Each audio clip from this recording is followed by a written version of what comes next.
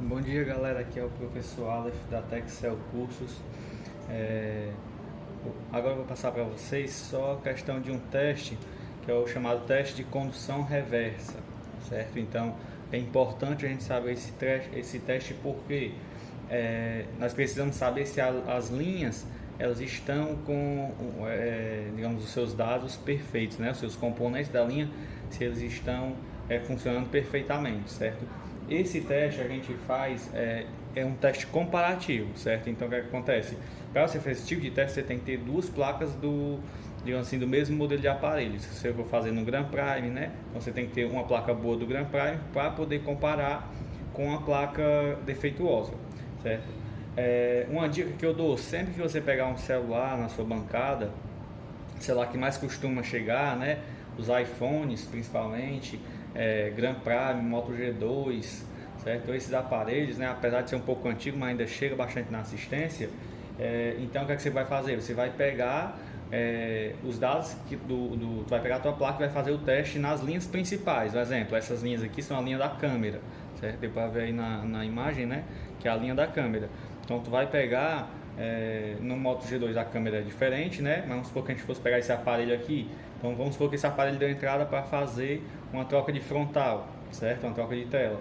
Então a gente pega, desmonta o aparelho, faz esses testes para saber quanto que ele vai apresentar no multímetro e a gente anota, né? Num caderninho ou até faz um arquivozinho no computador, uma pasta, para você ter esses dados aí para quando chegar uma placa de um aparelho parecido, né, do mesmo modelo, aliás, então você poder comparar as linhas, né? Vamos supor, eu peguei esse aparelho que ele deu entrada só para trocar a câmera, ou só para trocar a frontal, eu pego e recolho esses dados da placa, certo? E anoto no caderninho. Quando chegar outro aparelho do mesmo modelo aqui com um problema ou na câmera ou na parte de carregamento, certo? Então qualquer outro defeito da placa, então você já tem os dados daquela placa e você vai poder comparar, certo? Para você não ter que toda a vida ter uma placa espelho, né, como a gente chama, certo? Então como que é feito esse teste?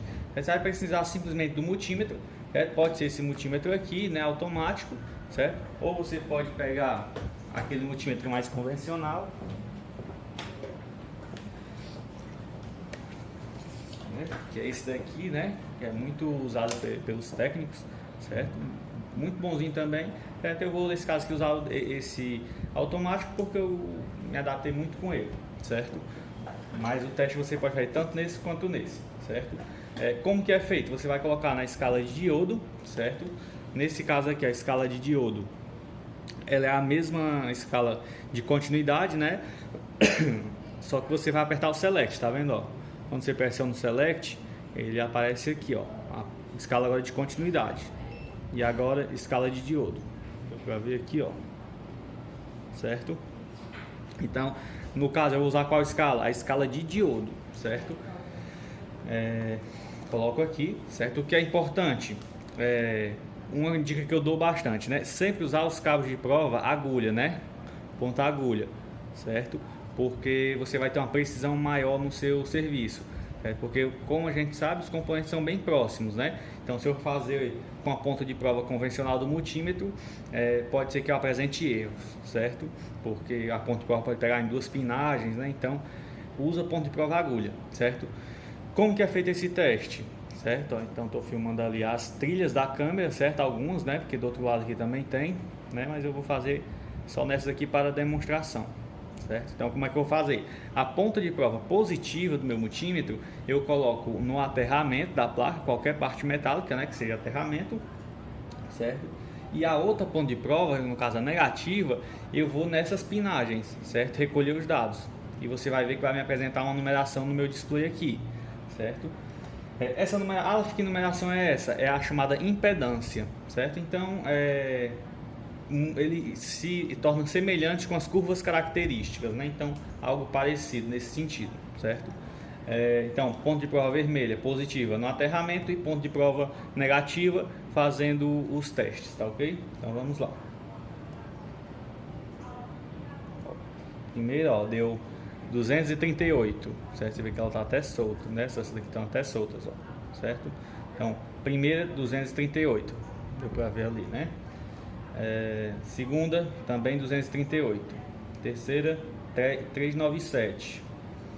Quarta, 309, né? 309, 310. 283. 396. 392. 407. 408 e 0, certo? Então o que é que acontece? Vamos supor que essa placa fosse uma placa boa, então eu iria recolher esses dados dessas linhas aqui, que são as linhas de câmera, né? Se você quiser um trabalho mais bem feito, né? Você entra no esquema elétrico, certo?